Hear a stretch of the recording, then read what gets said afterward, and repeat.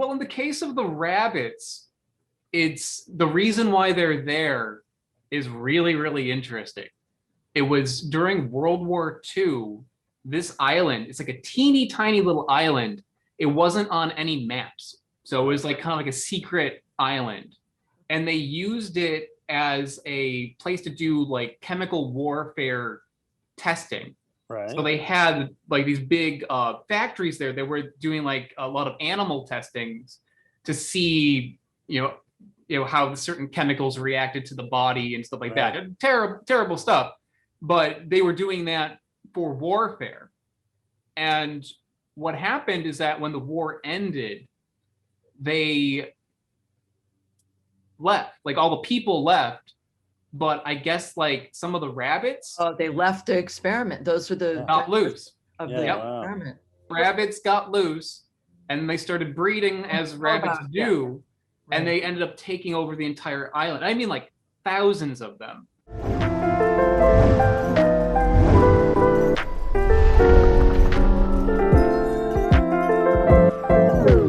Hi there, Jared. How are you? Doing all right. Thank you so much for joining us. Where are you today? I'm in New York City, in Queens. Oh, nice. How about yourself? Like from your channel, it seems like you'd be anywhere but Queens, New York. If I have the choice, then yes. If I had my way, I would not be in Queens right now for sure. Has COVID slowed your traveling? Yep. Yeah, a whole lot. I was planning on going to Australia for a few weeks, and usually what I do is I go in and I film like basically enough footage to last me the entire year. Oh wow. And COVID happened right when that trip was supposed to happen, and I almost went on the flight, but then I would have gotten trapped in quarantine in Australia. So it's good that I didn't. There's so many things we want to talk with you about because you are a man of many things. But when you introduce yourself, how do you describe yourself? I'm a professional weirdo. It's kind of the way of doing it. But I'm a sideshow performer and contortionist. That's one life, and the other life is a fruit hunting, traveling YouTuber. Right. So it's kind of, I've got like a two separate sides that don't usually join together too much, but they just have like nothing to do with each other. I originally came on to you because of your experiences in Nagaro. I mean, how did you even think to go there? It was something that I saw on like a top 10 strange places around the world or scariest places around the world sort of list. Yeah. So I think that's where I saw it. I saw it on like a blog or something. And it was just like a photo of the dolls. And that was it. Does that happen to you often? Because it seems kind of like a scary thing. I mean, what do you land in Tokyo and then it's like, I'm going to go to Nagaro? There was a whole big plan for Japan. I was there for about a month, and I initially went there to find fruit for my channel. I mean, that was the main reason, was to go to get footage. Yeah. But to create I didn't know where to go. So to create like a trajectory of like a path to take and then just like hit all the markets and stuff like that as I went, I decided to go to strange villages and towns, specifically ones that were overtaken by some sort of odd thing. So there's a lot of villages that are overtaken by animals. Right. So there's a village that is completely covered in rabbits. Right. It's a small island. You get off the boat and the rabbits hop up to you. Did you go there? I went there. Yeah, I went there. And what was that like, just walking around with all these rabbits? I mean, there's like thousands. How do the rabbits even live? There seems like there's too many to even live on this one island. Wait, how do you know about this, Jesse? I just do. I follow from afar. Okay. And the world. Yeah. Yeah. The thing with the rabbit island, I don't remember where I was specifically looking for animal places. So There's the rabbit island. There's like 20 different cat islands. Right. Because fishermen would get cats to catch mice because mice would eat their bait. Right. So there's like cat islands everywhere. there's a deer village, there's a fox village where you go and they're just like everywhere. But how do they get enough food to eat? I mean, like, is it just do people feed them or something? Well, in the case of the rabbits, it's the reason why they're there is really, really interesting. It was during World War II, this island, it's like a teeny tiny little island. It wasn't on any maps. So it was like kind of like a secret island. And they used it as a place to do like chemical warfare testing. Right. So they had like these big factories there that were doing like a lot of animal testings to see, how certain chemicals reacted to the body and stuff like that. Terrible, terrible stuff. But they were doing that for warfare. And what happened is that when the war ended, they left, like all the people left, but I guess like some of the rabbits They left to experiment. Those were the got loose. of Yeah, the wow. experiment. Wow. So the rabbits got loose and they started breeding as rabbits do, Right. and they ended up taking over the entire island. I mean, like thousands of them. But like, do you know what the acreage is? It an acre? Like what? How do we? We want to understand the context. Like, do you I think? walked around it in a few hours. I don't know exactly how big it was, but it's pretty small. There was one hotel on it. I don't think there might have been like one restaurant like in the hotel. Right. A couple of vending machines, and that was it. Like Now, you go there to see the Rabbit rabbits, Island. basically. You go Now- to Rabbit Island. Now, Okay. what, you're looking at all these strange places, but like those don't have fruit in them. So why are you going to those places? And how do you figure it out from New York where in Japan you're going to go? There's like 80,000 different fruit species out there. So I'm kind of like checking things off a never-ending list. So that kind of tickles my brain a little bit, but it's interesting to learn about the fruit and the cultures that use them and stuff like that. But at the end of the day, I go there to try to find fruit because it takes me off the tourist trail. It brings me somewhere that I would normally not have gone otherwise.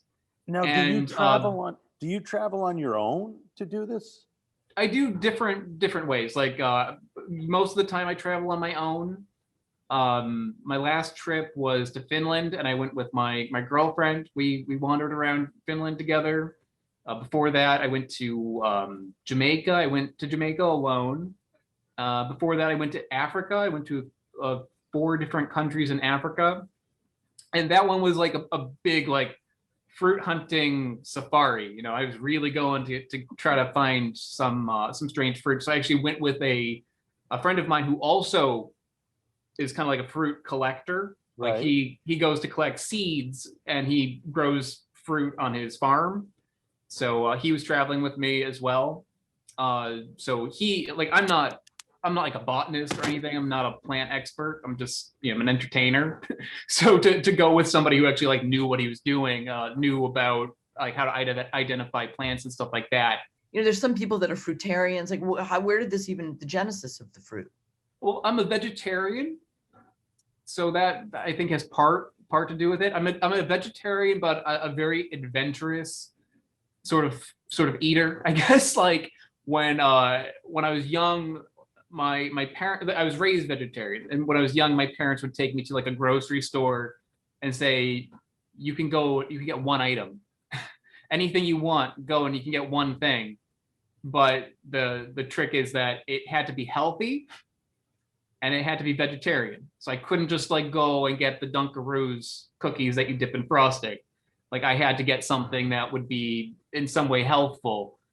And fruit ended up being perfect for that. It was like so strange to me. I remember picking up like a horned melon, and it's like this like little, they're all over the place now, but back then they're pretty rare. And I just saw this like weird little thing with like spikes on it, this like vibrant yellow thing, and I was like, I don't know what this is. It was like almost like getting a toy. It was such like a bizarre looking thing, and you cut it open and it's like full of green gel on the inside. And yeah, just from having that sort of experience as a young vegetarian, that gave me like a little bit of an interest in it. Now, do you worry when you're in some of these, like you're gonna have the Asam Paya and you're in Brunei? Do you go like, well, wait a minute, maybe I'll eat this and I'll get sick, or you like, I'm down, let's go? Well, that is a danger.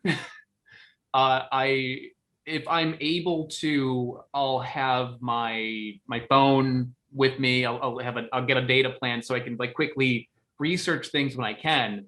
I don't always have that ability. Like if I'm just going somewhere for a day or something and I can't research, then that could be an issue. Brunei was a case where I didn't have a data plan, but that's happened a few times. And in those situations, I do have a little bit of knowledge about plants just naturally, but I also do a lot of research. So before I go in, I have a plan. Right. So I'll have several things that I'm looking for. And if I come across something and I don't know what it is, then I try a little taste.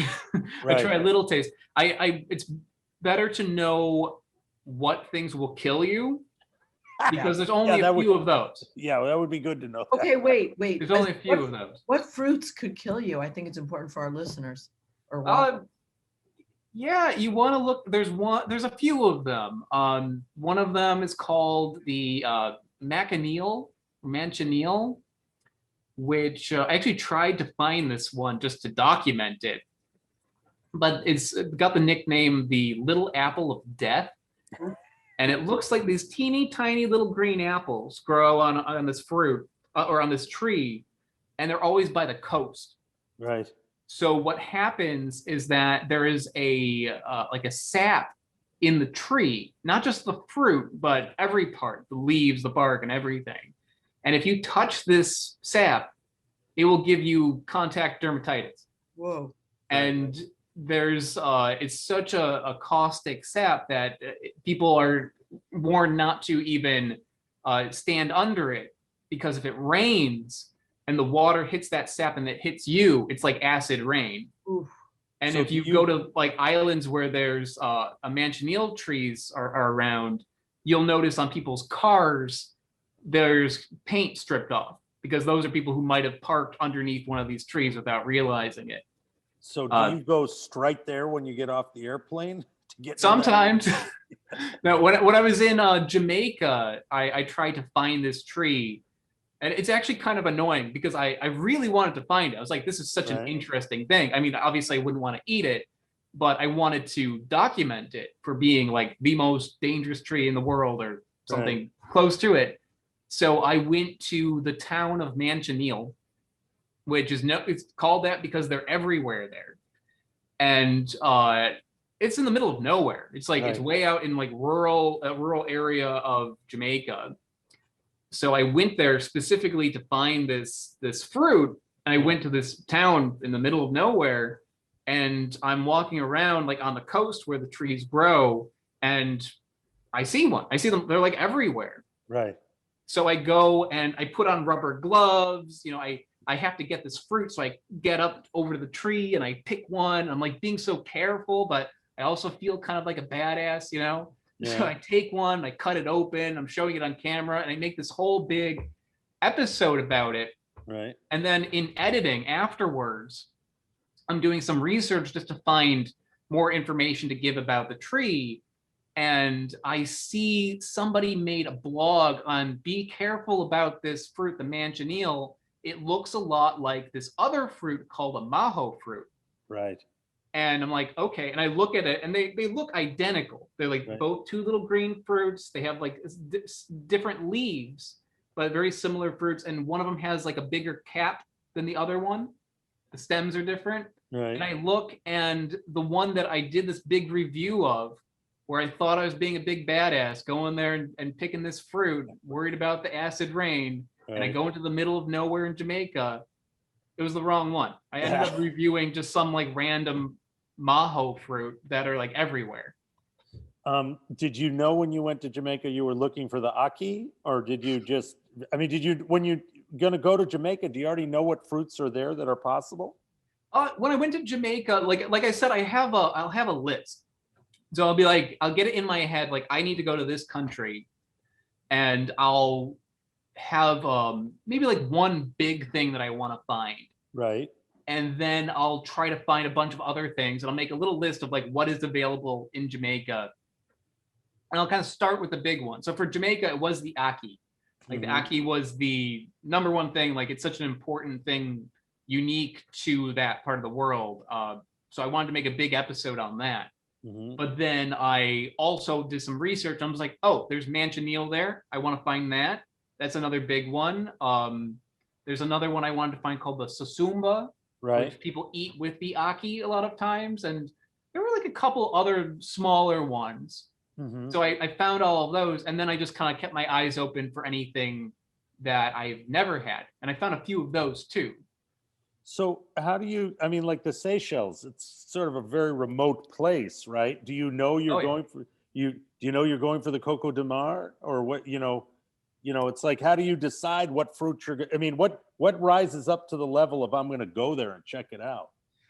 Well, there's just like some big ticket items that I've come across. So in the case of the Seychelles, it was 100% for the Coco de Mer, because that's kind of like the holy grail of weird fruit. That's like the weirdest one out there. So I've always known about it, and I wanted to go to find that.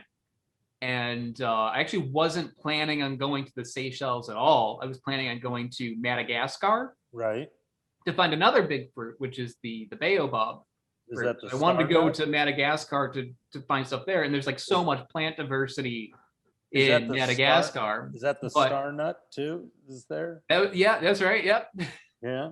Yeah. And the thing with Madagascar is that Madagascar's here, the Seychelles is right there. So to get to the Seychelles, you have to go through Madagascar a lot of times. So it's the closest major landmass that's nearby, because the Seychelles is like, it's way in the middle of the Indian Ocean, not near anything. The greatest compliment is for something to be weird. Yeah. For something to be weird, that means that it's not boring. It means there's an interesting aspect to it, whether it's the flavor, or how it looks, or how it's used, or the history behind it, or any combination of those things. So if it's interesting to learn about, then I give that the stamp of that's a weird fruit. Do you, when you're traveling to the Seychelles and it's just you and your friend, do you ever, is it ever scary that, I mean, because you're not going to like the major city and just going to down on the street and there's a fruit out there. You got to go into I imagine you have to go into the fields and the sort of very remote places. Do you ever worry for your safety? Yeah. Yeah. I've been to a couple of places that were like on a red list, like do not go here in the past, or only with caution.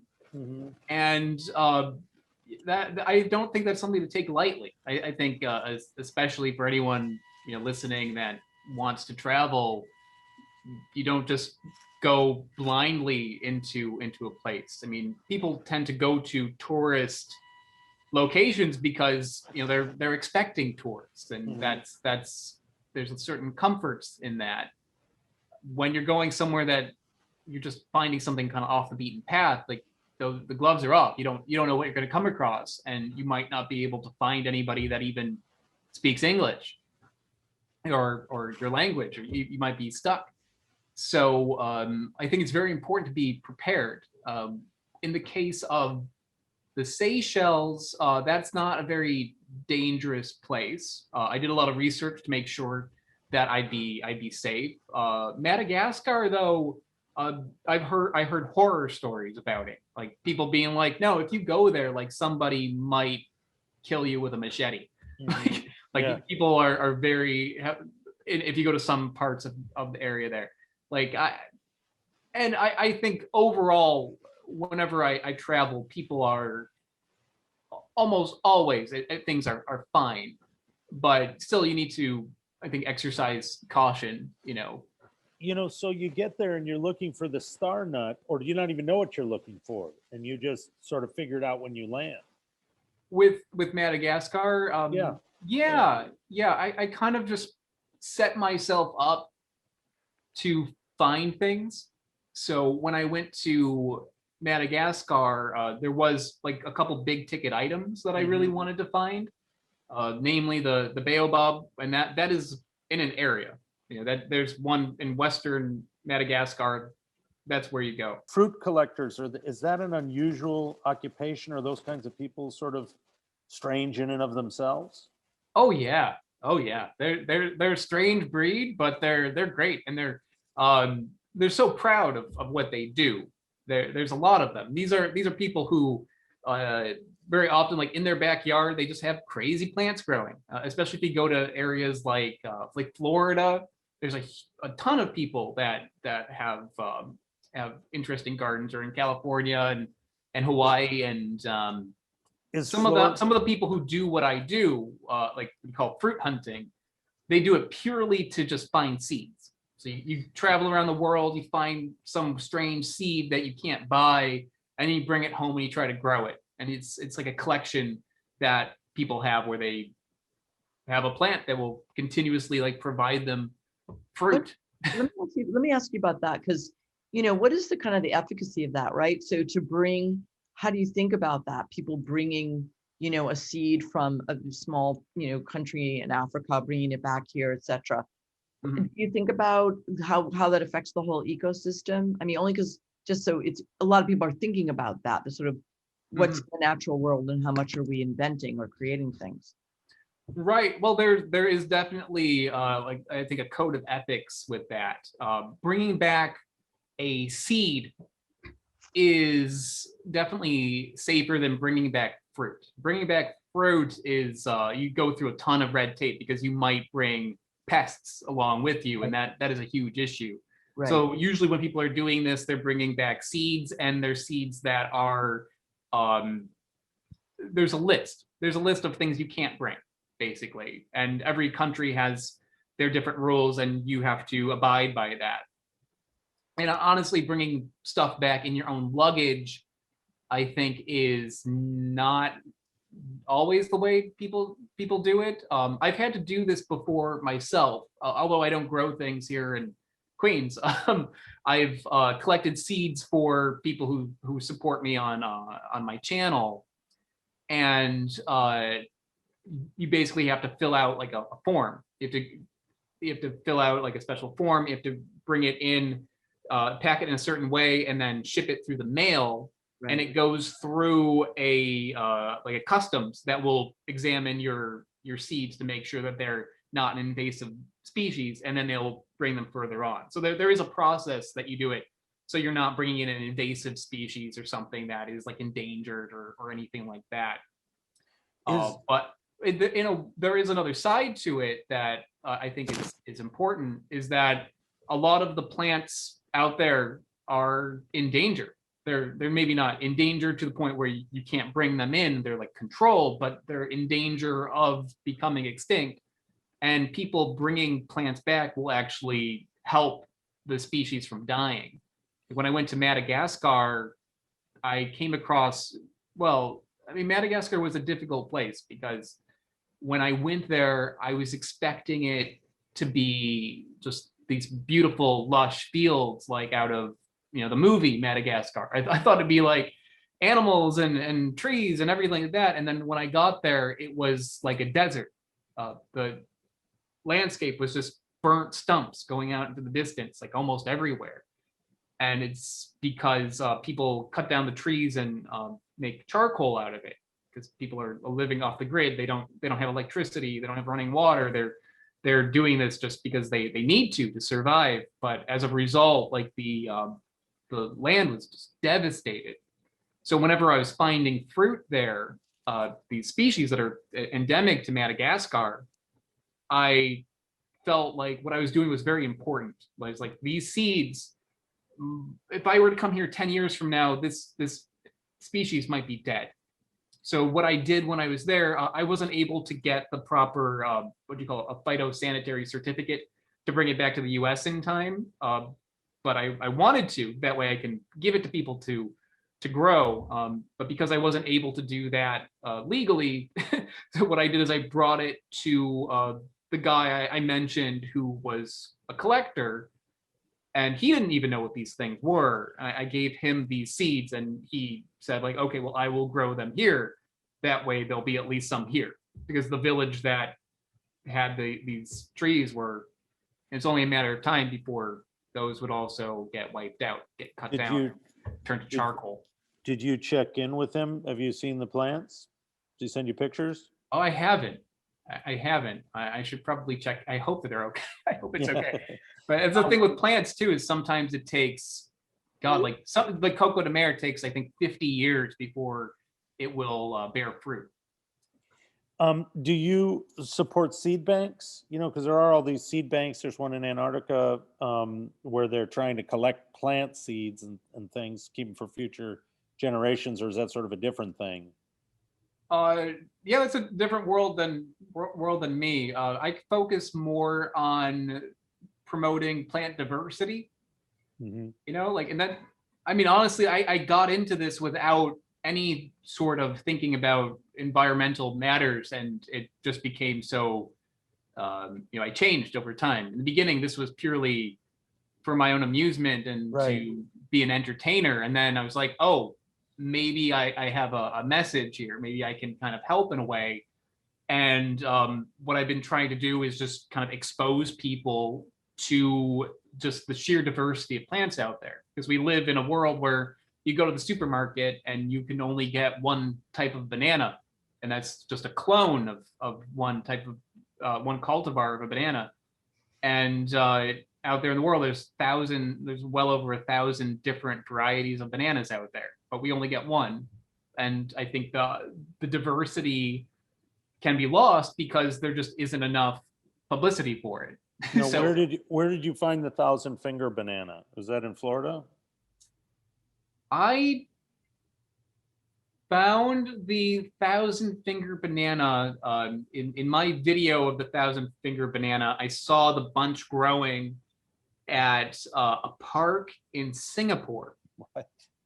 So I was, and this was like just a total happening. Like I was just in Singapore for a day. I had 24 hours in Singapore, and I was just wandering around. I went to a couple of markets to try to find fruit, but it was more just to see Singapore. And as I was walking around, I just happened to a park, and they had a bunch, like an entire collection of exotic fruit trees there, including something really rare, which is the 1,000-finger banana. For those that don't know, this is like, if you've ever like seen a banana plant, they're just like a couple bunches, usually a couple large bunches. 1,000-finger banana, the bunch goes all the way down to the ground. It's gonna be like 12 feet, 20 feet long. And all the bananas are teeny tiny. They're like little pixie-sized bananas. So I didn't get to try it because it was just growing in a park. I didn't want to like go and, well, I wanted to take some out, but I figured I'd probably get in trouble for that. But later on the line, a company actually sent me some that resells exotic fruit called Miami Fruit.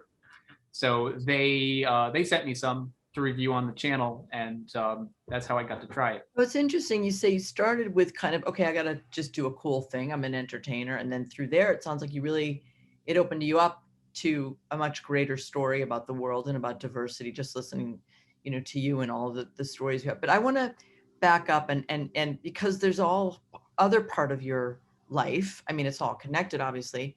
You know, as a little person, as a small Jared, where did the obsession, or how did you start to use your body as a contortionist? Like, how did that start? There's separate worlds, but there's a point where they cross, basically.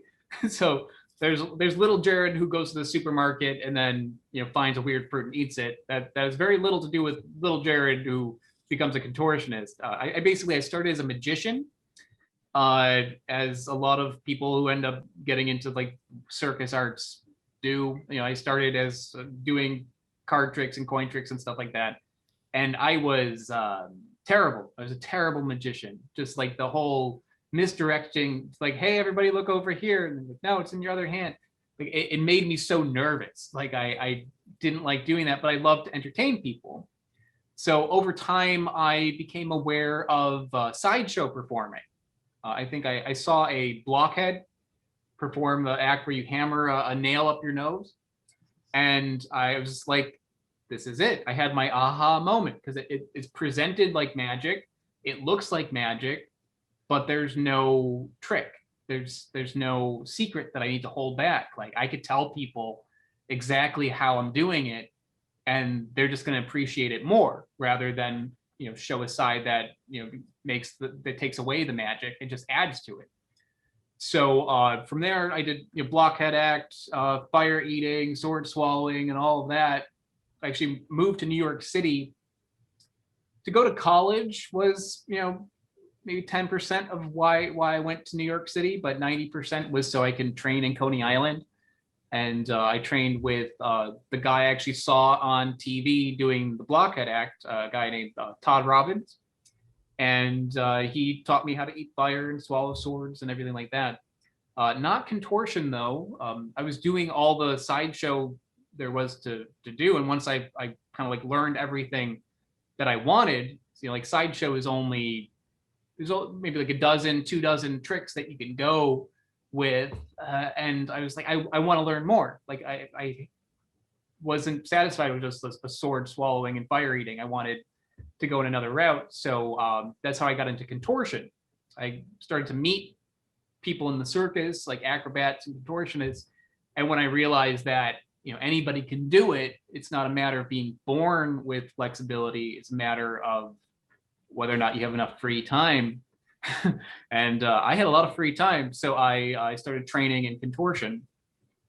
And then if you fast forward a while after that, you know, I'm doing sideshow and contortion side by side, and I got hired to work in Malaysia.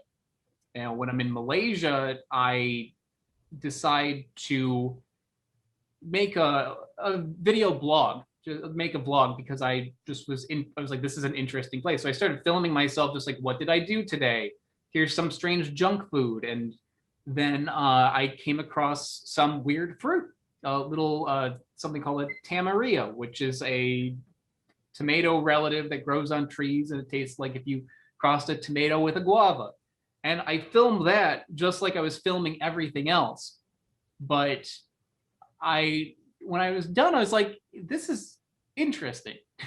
This is interesting. Is anybody else talking about this fruit on YouTube? And when I looked on YouTube, when this is like YouTube in 2012, this is like a while ago, the only thing that existed about the tamarillo were like these really poorly made videos that have like a robot voice over it. And it's like, this is the tamarillo. It is called the tree tomato, the species. It's like, I was like, this isn't entertaining, and fruit is really interesting. I'm an entertainer. I'm here. There's fruit everywhere. Maybe this is something. So I filmed maybe like, I don't know, like 5 or 10 videos in Malaysia that first time, and I put them online, and I got a few views, and it was fun, and it was kind of scratching that itch of being interested in fruit, which I already was, like, a little bit, and it just kind of poured fuel on that fire. So I started spiraling, and then I went back to Malaysia 2 more times, over all in all, like 9 months I spent in Malaysia, in Western Malaysia. Then I went back to go to Eastern Malaysia, to Borneo, and I found even more fruit, and then it kind of took off from there. So there's like a point where these 2 worlds kind of combined, where me performing introduced me to weird fruit in like a whole new way, and then it brought me to where I am now. Incredible. So you're traveling in Japan, you're on the Rabbit Island, and you decide you're going to go to Nagaro. Now, Nagaro is pretty far out there, and don't you have to go to other islands to get to Nagaro? Yeah, Nagaro is on Shikoku Island. So like Japan is set up in several different islands. This is the least visited of the large islands of Japan.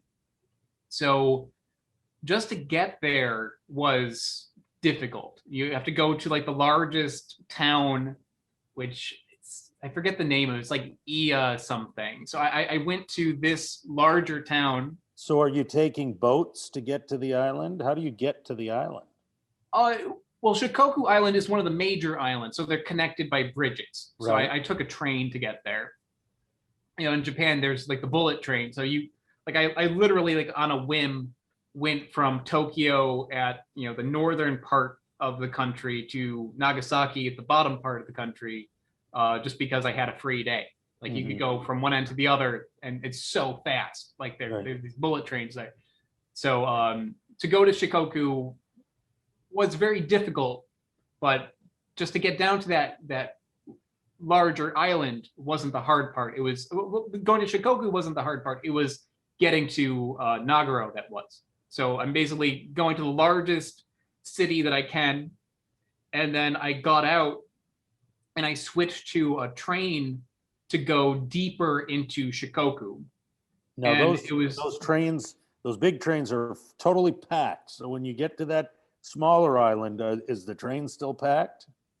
Well, when I got on in Tokyo, like these trains come like literally like every 2 minutes or something, a train comes through and they get full of people and it goes on. And they're like 20 cars long. They're like really long, crazy trains, and they go constantly because there's so many people. When I switched to the second train, there was one car, there's nobody on it, and it only went, I think, like every like hour or something. So now are you thinking like, wait a minute, what have I got myself into here? This is a bad idea. I mean, what are you thinking? Because you just have this one photograph of Nagaro, Yeah, I was a little bit concerned, I won't lie, to get to this place. There was like a comfort in seeing so many people everywhere. Like if I got in trouble, I can, even not speaking the language, I can use like Google Translate and if I got lost or something. But going here, I was like, I got on that train, that single car train, and I think when it took off, one guy was on it with me. It was almost entirely empty. And then I switched to another train that was even more remote. And then there was a hostel, probably like a half an hour from this train station in the middle of Shikoku Island. And it's deserted. And you think Japan, you just think it's gonna be bustling everywhere. And it was the entire time I was there. And then I get out and it's like dead. But there's like a hostel that is basically in existence because people do, I think, like rafting or something in this area. Right. So they get adventure tourism. This hostel was an hour and a half drive away from Nagaro. Right. This was the closest hostel to that place. So like looking online for hotels or anything, this was the only place I could find within hours. Do you rent a car? Is it easy to rent a car? I basically paid the hostel to bring me there. Right. And no one goes there. Like very, very few people do. Right. So when I went to the hostel, I asked them if they could take me, and they're like, yeah, okay. They heard about it, but they'd never been there. Right. Okay. So like this crazy guy from the US was just like, take me to this village in the middle of nowhere full of dolls. Right. Even though they were in the closest like residence near this place, or closest hotel or hostel or anything near this place, they'd never been. So now what kind of car are you in? Is your drive? And does the driver speak English, or does nobody speak English from here on in? Like, how do you? I was lucky. In Japan, everybody speaks a little bit of English because they learn it in school. I mean, not older people, but the younger generation, probably like anyone 40 or younger, you go up to them, they're going to know a little bit of English. But it's out of practice, and people are I found were very often embarrassed about their English. Mm-hmm. So I would talk to them, and if they needed to give me information, they could. So in the case of this hostel, the people there, they had some tourism there, like a few people. So they did have people on staff that had like an okay understanding of English, not great, but enough where when I went there, they were able to act as an interpreter with the woman who created the dolls. Right. So how many people go with you? Is it just you and a couple of people, or how many people are with you in the car? It was And do you me set out and, in the do you set out in the morning or is it afternoon? When do you set out to go? this was early in the morning, if I remember correctly, because we weren't sure what the situation was going to be. Right. And there was two women came with me that were working at the hostel. And when so you're driving, it's a deserted road. Are you passing other cars as you drive on towards the town? Not really. We drove for about an hour and a half, and every now and then we would see like a service vehicle or somebody that was like transporting something. Occasionally a passenger vehicle, but it Right. was really, really remote. And then you go through and you pass by these towns that are dead. They're just like empty shells of buildings, and there's nobody anywhere. But you see that people once lived there, but it's been boarded up. So these are just ghost towns. And then as you're going through, suddenly I see all these people everywhere, like on the side of the road, and we were there. These weren't people. These were dolls. They're just like dolls set up as if they were like waiting for a bus, So greeting you as you enter. And as so on. you went through, when did you sense that they were dolls? Could you tell right off immediately? It took a second. I mean, at my first thought, I think like when you go through the entrance, there's a few dolls set up. And then there's a sign that says in Japanese, Doll Village, and they have a few characters set up there. And what does the driver think at this point? Are they like, oh, we didn't even think this was real, and now they're there and it's real? They were scared. Yeah. They were scared. I think that might be why there was two of them, because they were like they had heard about this place, but they'd never been there. And I think it kind of scared them a little bit. And this is the sort of thing that, like, I saw it on a top 10 scariest places in the world sort of list, like on a blog, but it's not. It's when you go there, like you can go there at night and kind of like creep yourself out, but it's not it's actually kind of like a sweet story to it. Like the woman. So how big is the town and how many dolls did you see? It's a small town. Like Is it like a western? Is it like a western town? Like it's just a couple of, like a few buildings, or is it like 10 buildings? Like what was your sense of it? Well, it was maybe I walked across it. And it was maybe like more than a mile. I would say it was like fairly large, but all the buildings were abandoned. Right. For the most part, I saw like a couple older people kind of tilling the land. And that's basically the only people left were older people, because anybody young, they moved away to get work, because this is just like a dying village.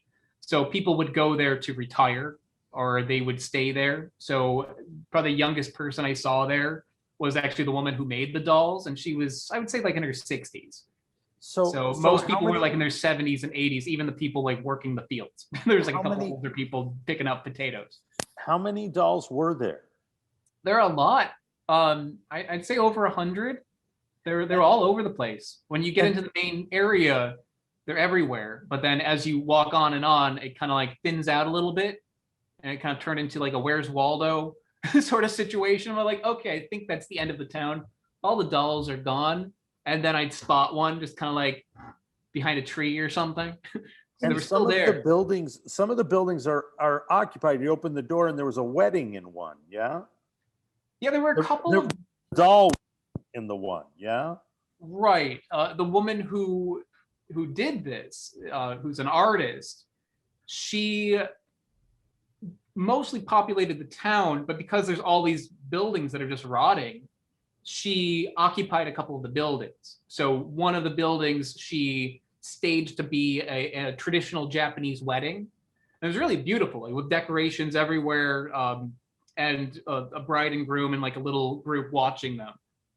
There's another one who she inhabited the abandoned schoolhouse. There's like a small schoolhouse there, which unfortunately when I was there, I think she was like working on it. She didn't want me to go. So that was closed when I went there, but the one room with the wedding was. And basically the lady who was this older woman who was probably like 80 picking potatoes out of a field. She was like, "Oh, you want to see the wedding?" To my translator anyway, and brought us in. She like opened the door for us to show us where it was. But So the dolls are about 4 or 5 feet tall, right? They're not small dolls, right? They're life size. Yeah, they're just life size. So there's like children made there that were quite small, and then there were, older people, younger people, but They're not random. The dolls are based on people. They're all people who lived in the village before, yeah? that's how it was explained to me, but not by her. So I actually wonder if there's a bit of mythology to that, because when you go to those like scariest places list online, that's how they explain it, that these are basically a representation of somebody that she knew. And there might be, that might be a thing. I've noticed something kind of odd in Japan with dolls in particular, but I think that might be something in their history or mythology where there's something where you create like a surrogate person in a doll. So there might be some truth to that. But the story is that she went back to her hometown after her parents died. And when she went there to pass the time, she made a doll of her father. And then when she was done with that, she made her mother. And then over time, she started repopulating the town with her friends and people that she knew in the character. So if they like to fish, she'd make somebody fishing with a little cloth fish. But when I spoke to her, that's not what she said. I mean, maybe that's part of it. But what she said is that she came back to her old town from the city, and because it's like a little farming area, crows were coming in and eating the crops. So she made one of these to actually act as a scarecrow. Right. So it might be that was actually her father. Like she made one to be her father, but it was with an intention other than just making a doll. Like it had a purpose originally, No, but then she continued it on. you talk about it, you say it's a sweet thing. Is it heartbreaking in a sense, or how did it feel when you're there? I mean, this idea that these are all people who live there at least was heartbreaking to me, that this is about, people who are gone, There is a nugget of light to it. I mean, it is tragic because when you think of Japan, you think of like this crazy, dense metropolitan area. And, it certainly is like that in the cities, but the smaller towns are dying or dead. Like they are ghost towns through so many parts of the country, especially this island. Like from the moment I got there, like it was dead towns. Even like the largest one that I went to was almost entirely dead. So there's some tragedy to that the history of these places is getting wiped away, and the traditions of these places is getting wiped away. But the beauty in it is that this woman came back from the city and decided to create this kind of beautiful homage to life as it was. And in a way, it is kind of bringing a little extra life into the town because people do go there. I mean, it's not Tokyo, it's not Kyoto. Not too many people go, but more people are going to the doll village. It's not just me. When I met with her, she said that somebody was there like a few days ago. I think like every week they probably get like a couple people who come by to check it out. And because of that, it's bringing a little bit more life into this town. The town is not dying. It's continuing on in a smaller way. And it's also bringing some income into the town. She sells. I actually have a couple of them here to show you if you'd like. Yeah, she has a few like crafts that she sells. Yeah, let me see. Let's see. Put 'em on. So she first she makes small dolls. See if I can focus on it. Yeah. She makes these small dolls here. Wow, beautiful. It's got a little acorn on the top of her head or whatever that is, and and she also does pottery. So here's a little guy that she made. And as you go through this doll, doll village, you see all the dolls, but you also see her artwork just everywhere. Yeah. So it's really nice. I bought a couple of little pieces when I was there, and kind of help support the village. And I think that's a way to kind of revitalize the community. And it wasn't just her. There are people who live there, but when I was there, they were all having like a community meal together. And so I got to see, kind of like peeking through the window, I got to see how many people there were. That it wasn't a lot. There's maybe like a dozen people in there, maybe a little 10 or 20 people. And they're all older, right? I mean, one of the things about the story that I found so compelling is that there are lots of populations that are sort of dying out, and particularly in Japan. They have this really, it's a problem, and kids, young people are leaving, they're going to the cities. And so it's something, do you think that with the pandemic, for example, have you talked with anyone? Are people starting to come back, or even this return to local, right? We've been so hyper-focused on urbanization in all over our globe. Do you think that there's a chance for this place to come back? And also, this was a few years ago. These people are getting older and older and older. Were there any young people, any young families, or do you think it's just going to be the end of an era there?